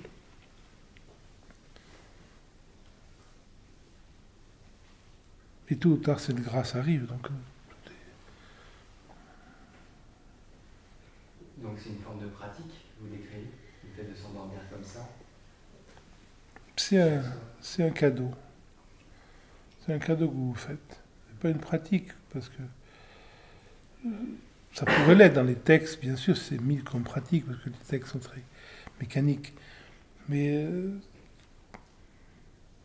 dire que c'est une pratique, c'est comme dire de faire l'amour, c'est une pratique. Il n'y a que les vieux taoïstes obsédés qui considèrent que faire l'amour, c'est une pratique.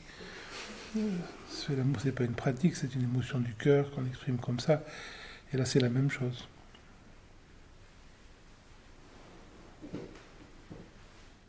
Question un peu provoque. Est-ce qu'on peut considérer le whisky comme une tradition? Si on emploie l'histoire de votre ami irlandais qui s'est oublié dans l'alcool, une révélation. Il ne s'est pas oublié dans l'alcool. Son grand-père lui avait appris à 3-4 ans qu'il fallait commencer à boire très tôt. Sinon, on ne pouvait pas déceler toute la subtilité du vin. Il avait des vignobles en vallée du Rhône. Et donc, il a bu toute sa vie. Il a bu. Avant les repas, il y avait l'apéritif, il y avait le champagne, il y avait les repas, il y avait les digestifs. Mais c'est pas ça qui a amené Ce pressentiment n'est pas lié à quoi que ce soit. Salman Amarchi n'était pas alcoolique, ça ne lui a pas manqué. Vraisemblablement Ibn Arabi non plus. Donc l'alcool, moi j'ai de nombreux amis alcooliques, ça n'a jamais marché vraiment pour ce pressentiment. Donc non, le whisky n'est pas c'est un traditionnalisme, c'est pas une tradition. Et l'alcool, je ne dis pas que dans certaines religions, l'alcool a sa place. L'alcool a sa place dans certains rituels de l'Inde traditionnelle. L'alcool a sa place en Amérique du Sud, l'alcool a sa place en Chine. Il y a de nombreux endroits où les traditions religieuses utilisent l'alcool à des fins d'ouvrir certains éléments, mais là, c'est on rentre dans la religiosité.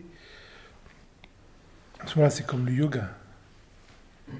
C'est la même chose. L'alcool va ouvrir des éléments comme la drogue, comme le yoga. Mais ça, c'est pas la métaphysique. Moi, je me rappelle quand la première fois que j'ai rencontré Jean Klein, j'étais jeune, je commençais à peine à me droguer, et je lui avais posé la question sur c'est l'époque où on venait de traduire en français les livres de Aldous Huxley, qui était un peu un pape du LSD à l'époque. Et là, j'ai demandé si la drogue pouvait aider à une ouverture. Et La réponse de Jean Klein, après avoir dit qu'il avait rencontré Huxley à Tanger, que c'était une loque à cause de la drogue, il m'avait regardé vraiment intensément, il m'avait dit, vous savez, avec la drogue, c'est comme le yoga. Si vous savez vous en servir en mettant vraiment l'accent sur le si, et en me signifiant directement que ce n'était pas mon cas, si vous savez vous en servir, vous pouvez atteindre le sommet du mental, comme le yoga. Mais pour moi, le sommet du mental, le bas du mental, c'est la même chose, c'est pas ce dont on parle ici. Donc toute utilisation qui va stimuler la cérébralité n'est toujours jamais partie de l'approche directe. Ça fait partie de l'approche religieuse, avec sa beauté, avec sa... Ça existe, mais ça fait partie de la religiosité. Alors vous allez, les soufis vont utiliser ça, les fakirs indiens sont toujours de la shilom, etc. Et c'est traditionnel pour eux, il n'y a pas de critique du tout. Mais c'est une autre voie, la métaphysique, la voie directe, ne rentre pas là-dedans, pas de manière mécanique. Donc non, chez Wei, l'alcool n'était pas un facteur, il n'y avait vraiment pas de facteur, c'était une fête d'ouverture spontanée. Et ça n'a pas fait un sage. Je sais bien, il y a des gens qui le prennent pour un sage, mais pourquoi pas tout le monde est sage, mais c'était quelqu'un qui avait cette ouverture. Mais il ne se prenait pas pour un sage lui-même, mais il n'a jamais été un sage, mais il a eu cette disponibilité à voir clairement le fonctionnement humain, qu'il a très bien décrit ensuite dans ses livres, mais il n'était pas du tout un sage. Ça n'avait rien à voir avec quelqu'un qui est établi dans cette vérité éternelle. Il n'a jamais prétendu ça, et à juste raison. Mais il a vu ce pressentiment essentiel qui est l'entrée, on va dire, dans la voie.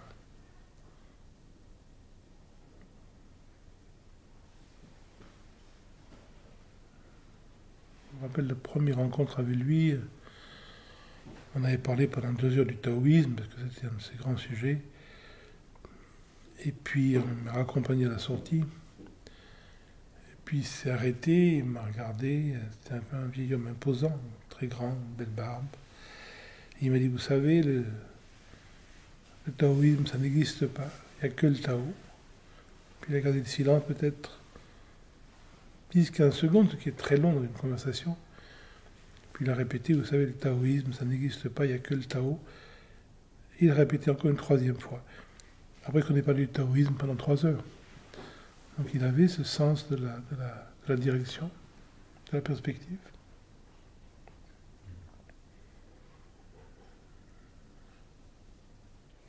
Qu'est-ce qui fait qu'on puisse s'établir dans cette réalisation et le fait que lui ne se soit pas établi? Dans le chapitre 37 du Tantraloka, Abhinavagupta aborde cette question. C'est le dernier chapitre du Tantraloka. Et il dit que poser la question, savoir pourquoi la grâce de Shiva s'incarne de telle ou telle manière chez quelqu'un est une mauvaise question. Dans le sens où on ne peut pas le comprendre. Parce qu'il n'y a pas une question de mérite ou de démérite. Celui qui devient clair n'est pas plus que celui qui est dans l'ignorance. C'est une autre expression de la vie. Mais seul celui qui est dans la clarté peut comprendre. Le mot mécanisme est mal placé. Peut comprendre cette expression de la vie. Mais ce qui est certain, c'est qu'à un moment donné, on ne se pose pas la question. C'est-à-dire celui qui se poserait la question « Pourquoi est-ce que je ne suis pas établi dans la clarté ?» est vraiment dans l'absence de clarté. À un moment donné, être clair ou non, c'est la même chose. Pourquoi est-ce que j'aurais besoin d'être différent de ce que je suis? La clarté, c'est ce qui est là, il n'y a rien d'autre. L'absence de clarté, c'est la clarté, d'une manière spécifique. Donc, poser la question « Pourquoi ?» est une forme d'imaginaire, que je ne peux pas comprendre la réponse. Pourquoi la vie? Je ne peux rien comprendre. Donc le pourquoi va être remplacé par l'intensité. Et l'intensité va brûler le questionnement.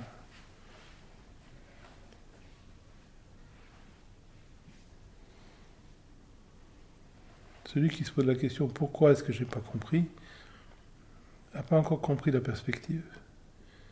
Et quand il y a vraiment la vision de la perspective, dans le sens, on dit, guénonien du terme, cette question ne se pose plus. Chacun remplit son rôle. Il n'y a pas de... Il y a des gourous, et puis il y a des bouchers, et puis il y a des... Chaque chose a sa place. Le gourou n'est pas supérieur à quoi que ce soit, il n'est pas inférieur non plus. Non, c'est l'ego qui crée des catégories. Il n'y a personne qui doit réaliser. C'est pas comme s'il y avait une forme des ignorants, puis qui devaient, par des efforts, suivre une démarche, et puis après devenir réalisés. Ça, c'est le folklore mental, c'est le folklore complètement infantile. La réalité est ce qu'elle est. Elle est sans particularisme. Donc une personne incarne clairement cette vérité. Qu'une personne l'incarne dans des modifications non claires, c'est la beauté de la vie finalement. Il n'y a rien à demander. Vous devez arriver à cette conviction totale que quand vous vivez la non-clarté, s'il suffisait de faire 1 mètre devant vous pour vivre la clarté, vous ne le feriez pas. Parce qu'il n'y a rien à faire. On vous dirait, voilà, il y a un gourou extraordinaire qui vient d'arriver de Belgique et qui, tous les gens qu'il rencontre ont réalisé, vous n'ayez pas le droit, pourquoi faire? Mais là, ce que je vaux maintenant, ça vaut rien. Moi, ce qui m'intéresse, c'est maintenant. Ce que je vis maintenant, je n'ai pas besoin d'autre chose. Je ne veux rien d'autre que ce qui m'est donné dans l'instant. Tout le reste est qu'un imaginaire. Quand vous arrivez à cette condition absolue, que vous ne voulez rien d'autre que ce qui vous est donné à chaque instant, on peut dire que vous avez compris la perspective. Et quand vous avez compris la perspective, vous êtes libre à tout jamais de toute idée de réalisation. Et pourquoi moi, pourquoi pas moi, pourquoi l'autre, etc. Ce qui est important, c'est de comprendre la perspective. J'ai plein d'idées de voir géométriquement la perspective, c'est vraiment comme ça.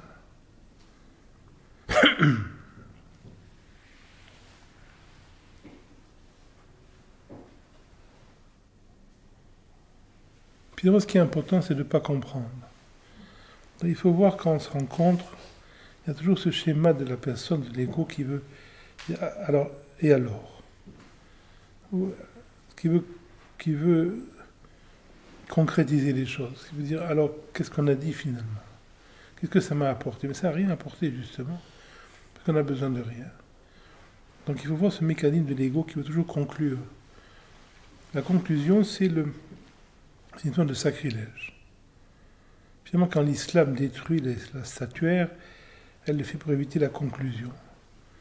Parce que la vérité n'est pas comme ça, elle n'est pas comme ça. Alors, peut-être l'islam le comprend mal, et c'est dommage, les structures islamiques, mais dans le sens profond, l'islam a raison.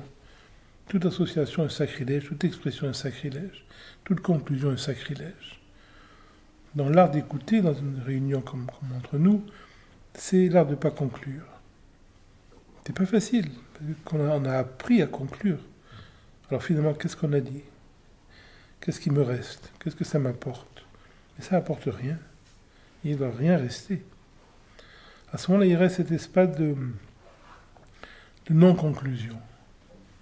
Donc on doit quitter nos réunions, c'est comme après une séance de yoga bien faite, vous ne devez rien emporter. Il y a une espèce de disponibilité. Si vous demandez ce que vous avez fait, vous ne vous rappelez pas. Qu'est-ce qu'on a dit, vous ne vous rappelez pas. Et ça ne m'intéresse pas ce qu'on a fait, ça ne m'intéresse pas ce qu'on a dit. Ce qui m'intéresse, c'est cette sensation d'ouverture, de disponibilité, d'être disponible. Disponible à la tendresse, si c'est le cas, disponible à la violence, si c'est le cas.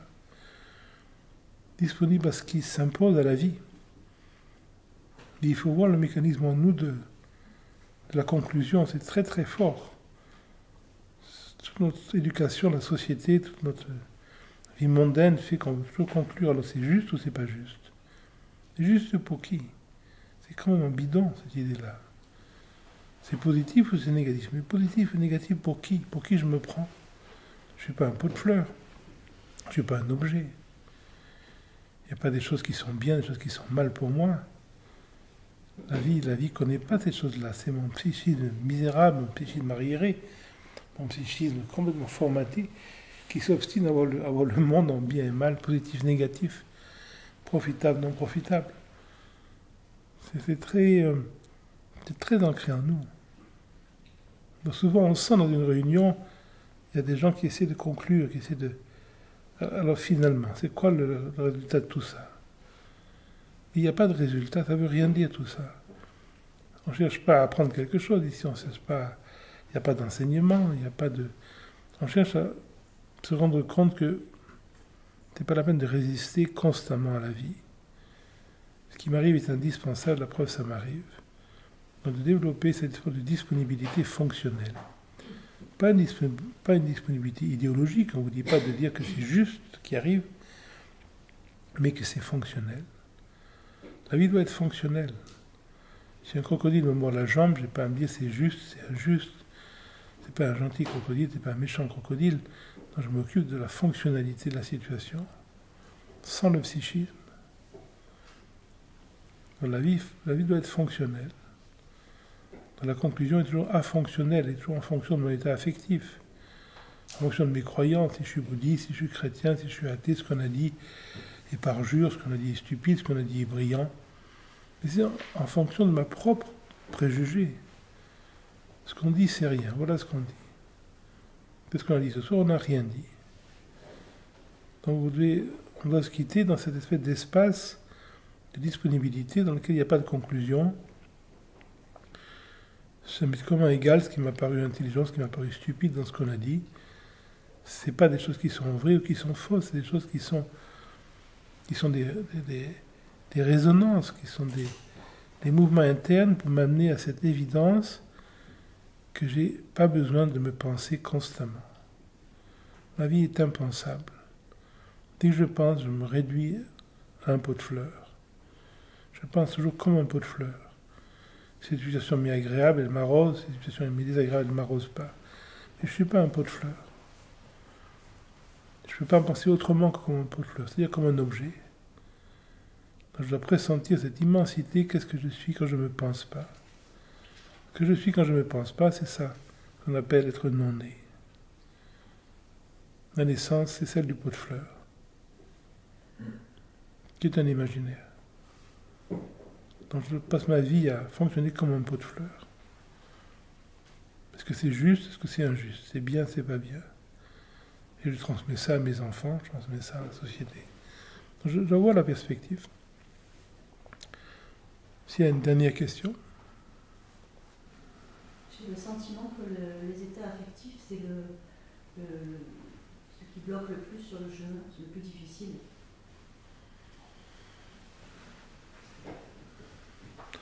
Vous savez, tout est affectif.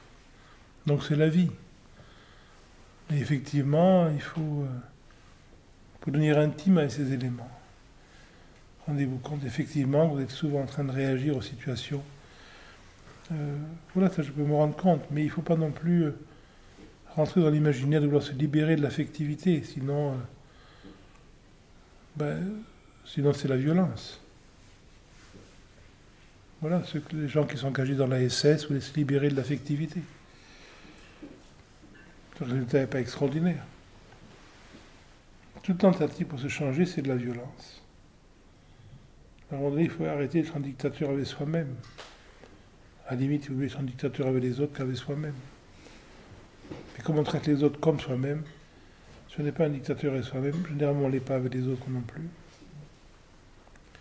Donc voyez cette affectivité, mais pas comme un ennemi, hein. C'est pas un dragon à combattre, c'est votre profondeur qui se joue comme ça. Donc devenez intime avec, regardez comment vous fonctionnez, regardez quand vous êtes énervé, regardez quand vous êtes agressé, regardez quand vous êtes mis en question. Et regardez-le affectueusement, parce que vous n'avez rien d'autre dans la vie. Quand vous serez sur votre lit de mort, qu'est-ce qu'il y aura avec vous? Votre affectivité. Le cœur de la vie est là. Quand vous couchez le soir, avec quoi vous vous couchez? Avec l'affectivité. Donc, il faut que cette activité devienne une expérience tactile. Donc, sentez-la. Quand vous réagissez affectivement, vous le sentez. Si votre chien vous dit « mais comment tu sens ça ?» Vous dites « je le sens ». Quand vous êtes en colère, vous le sentez. Quand vous êtes triste, vous le sentez. Quand vous êtes en rage, vous le sentez. Quand vous êtes agité, vous le sentez. Si votre chien vous demande comment tu sais que tu es agité, vous allez dire je le sens. Non, vous le sentez. Vous le sentez corporellement. Donc, vous devez devenir de plus en plus intime, tactilement, avec la vie affective. Quand vous êtes triste, comment ça se passe? Dans le ventre, dans le bas-ventre, dans la poitrine, dans le mâchoire, dans le cou, dans la gorge, dans les omoplates, dans le front. Quand vous êtes agité, comment vous le sentez? Quand vous êtes dépressif, comment vous le sentez? Vous devez explorer tactilement toutes les ramifications tactiles des émotions. Et vous allez voir magiquement, quand vous commencez à sentir une émotion, vous allez voir l'émotion se réduire. C'est étrange, mais c'est comme ça. Quand vous sentez la peur se réduit. L'émotion vous empêche de sentir. Quand vous avez peur, vous ne sentez rien. Quand vous sentez la peur, le corps devient sensibilité. Quand vous sentez la peur, vous courez plus vite. Quand vous avez peur, vous ne pouvez plus bouger. Donc c'est de s'approprier l'émotion qui crée la non-fonctionnalité de la vie. Quand vous sentez l'émotion, au contraire, elle vous enrichit.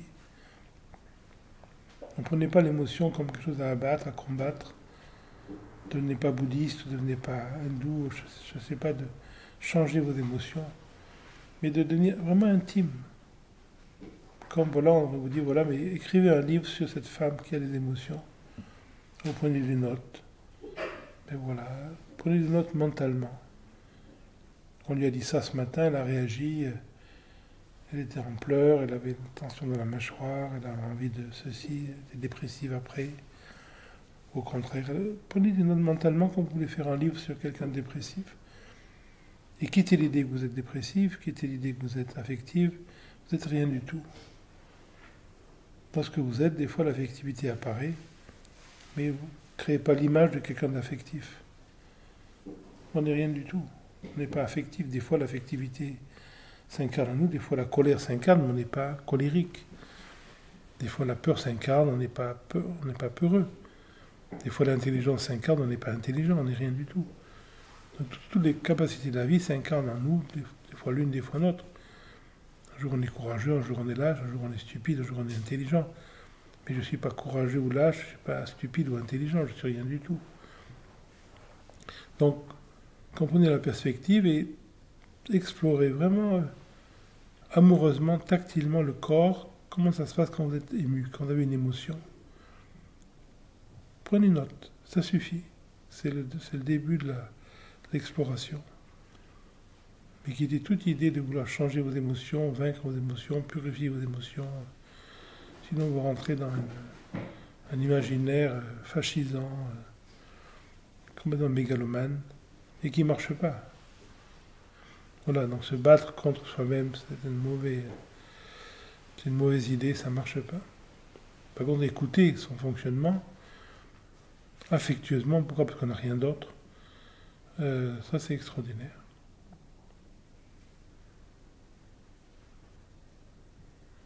Bonne soirée. Merci.